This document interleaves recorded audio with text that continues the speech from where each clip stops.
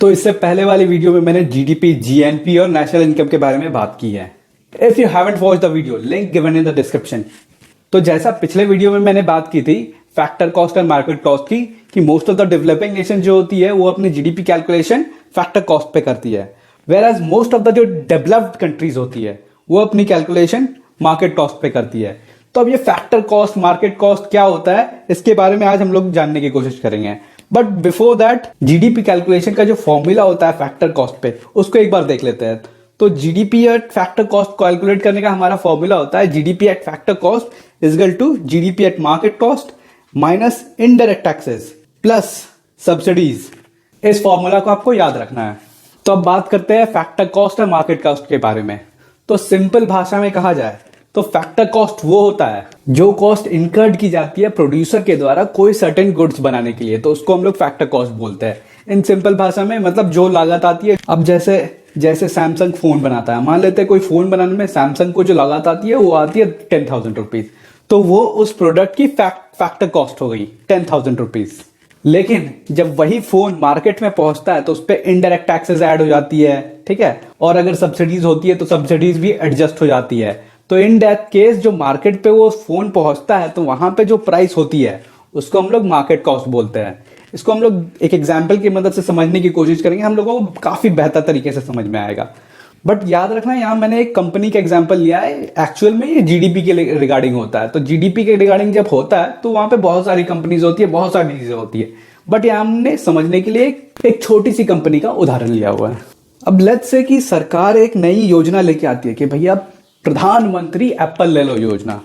तो ये Apple company को इनवाइट करती है, बोलती है कि भैया आप आके यहाँ पे फोन बनाओ, मुझे अपनी जनता को एप्पल फोन एलोकेट करने हैं।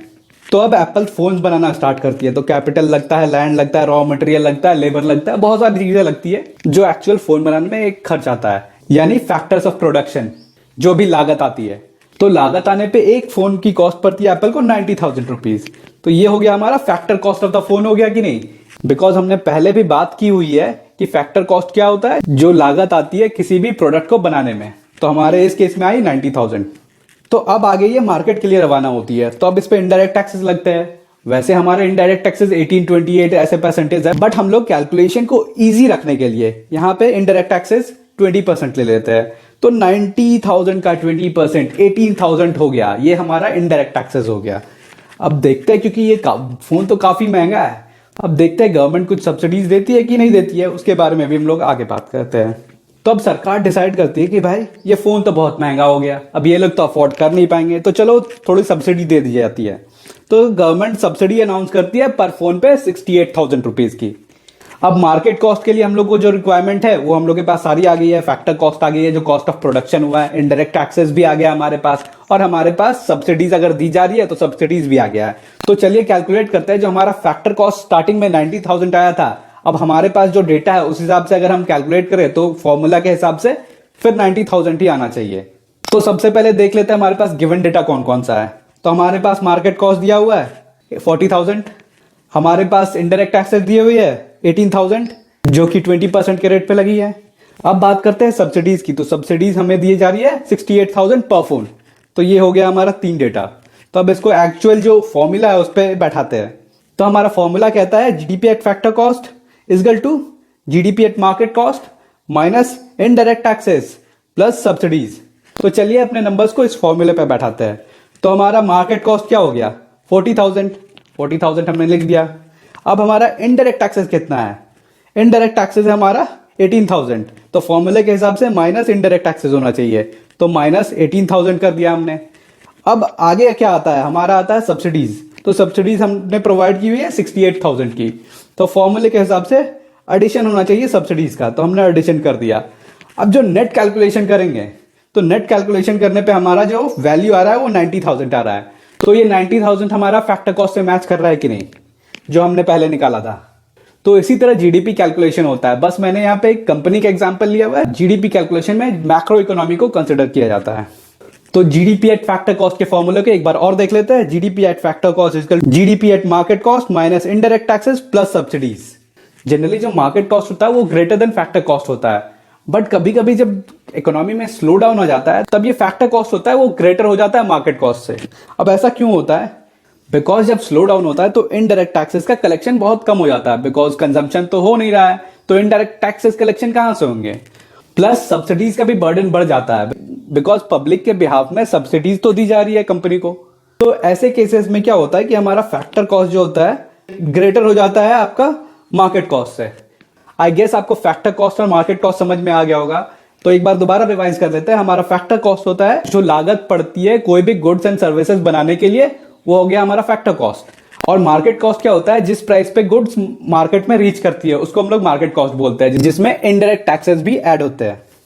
अब बात करते हैं हम लोग कांस्टेंट प्राइस और करंट प्राइस की। जीडीपी कैलकुलेशन में ये दो चीजें भी यूज की जाती है, करंट प्राइस और कांस्टेंट प्राइस। जिसमें कांस्टेंट प्राइस से कैलकुलेट की गई जीडीपी हमें real value of GDP show करती है, वेयर एज करंट प्राइस पे कैलकुलेट की गई जीडीपी के वैल्यू हमें इन्फ्लेटेड वैल्यू शो करती है। तो चलो पहले इसको एग्जाम्पल की मदद से समझने की कोशिश करते हैं। तो कांस्टेंट प्राइस होती है वो हमें रियल वैल्यू बताती है, वेयर एज हमारी जो करंट प्राइस होती है वो हमें नॉमिनल वैल्यू बताती है। तो अब यहाँ नॉमिनल वैल्यू कहने का मतलब है कि वो इन्फ्लेटेड वैल्यू बताती है, एक्चुअल कॉस्ट उसकी नहीं बताती है। कांस्टेंट प्राइस में इन्फ्लेशन का कोई रोल नहीं रहता है, वेयर एज करंट प्राइस में इन्फ्लेशन बहुत बड़ा इंपॉर्टेंट रोल प्ले करता है। इन्फ्लेशन मतलब मुद्रास्फीति या महंगाई जिसको हम लोग बोलते हैं। तो इन्फ्लेशन के बारे में हम लोग नेक्स्ट वीडियो में बात करेंगे, जिसमें हम लोग cost push inflation, demand pull inflation, inflation spiral वगैरह सारी चीजों के बारे में बात करेंगे। अब यहाँ कांस्टेंट प्राइस को हम लोग बेस ईयर भी बोलते हैं, यानी base year price. Before we jump into the example, एक और चीज है इसको देख लेते हैं, उसके बाद हम लोग एग्जांपल पे जाते हैं जो हम लोगों को इस कॉन्सेप्ट को बेहतर तरीके से समझने में हेल्प करेगा। तो जीडीपी एट कांस्टेंट प्राइस या जीडीपी एट बेस प्राइस को हम लोग रियल जीडीपी भी बोलते हैं, where GDP at current price को हम लोग नॉमिनल जीडीपी भी बोलते हैं। अब यहाँ पे एक चीज आती है जीडीपी डिफ्लेटर। जीडीपी डिफ्लेटर का काम क्या होता है कि अगर रियल और नॉमिनल जीडीपी में हम कंपैरिजन करते हैं तो वो हमें इन्फ्लेटेड वैल्यू को प्रोवाइड कर देती है कि भैया ये आपकी रियल ग्रोथ नहीं है, ये आपको इन्फ्लेशन के द्वारा इतनी ग्रोथ मिली हुई है। तो ये हमें जीडीपी डिफ्लेटर से पता चलता है। तो इसको भी हम फाइंड आउट करेंगे। पहले एक छोटा सा एग्जाम्पल देख लेते हैं बेहतर अंडरस्टैंडिंग के लिए।